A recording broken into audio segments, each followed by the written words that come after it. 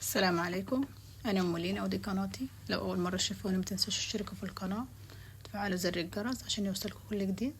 النهارده هنعمل معاكم شوربه السي فود، طريقه سهله وبسيطه تقدروا تعمليها في اي وقت.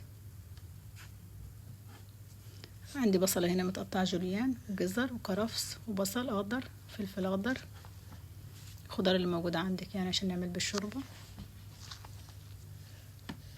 جمبري هنا غسلاه ومنضفاه، شايله منه القشور خليه عشان استخدمها في الشوربه. عندي هنا حله على النار غاليه فيها ميه، انزل بالتوابل بتوعي. بالنسبه للتوابل كمون وكزبره ورق لورو حبهان، خضار اللي قطعناه حطيناه في الميه. بعد كده احط قشور الجمبري خليه يغلي غلوتين، بعد كده نصفيه ونخلي الشوربه. وعندي هنا حله على النار، انزل البصله مفرومه ناعمه تبدأ تاخد لون معايا شوية بسيط.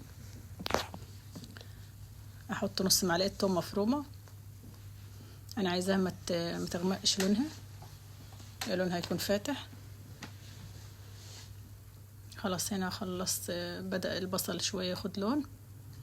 احط عليه الجمبري. ممكن تعمل الشوربة دي بأي نوع انت عايزاه اللي موجود عندك يعني، لكن انا عملتها انا بالجمبري. تضيفي على اضافات اخرى عادي، سمك فيليه اي نوع انت عايزه تحطيه.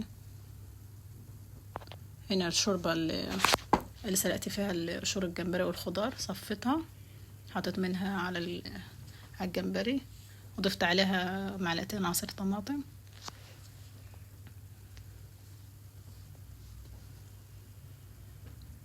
تاخد معايا غلوتين بس. انزل بالتوابل، نفس التوابل اللي حطيناها في الاول، كمون كزبره فلفل ابيض ملح. انزل بكريمه لباني، ممكن تستبدلي الكريمه عادي بلبن،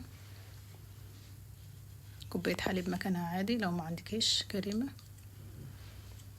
خلاص بدأ هنا تغلى معايا غلوتين، منخلوش يغلي كتير الجمبري عشان كل ما تغليه كتير بتجلد الجمبري كده ومتبقاش، وكده كده بيستواش يعني. كل ما تغليه اكتر كل ما بتمسك اكتر بتشد. خلاص وهنا خلصنا طبقنا، وان شاء الله تكون وصفة عجبتكم. مع السلامة.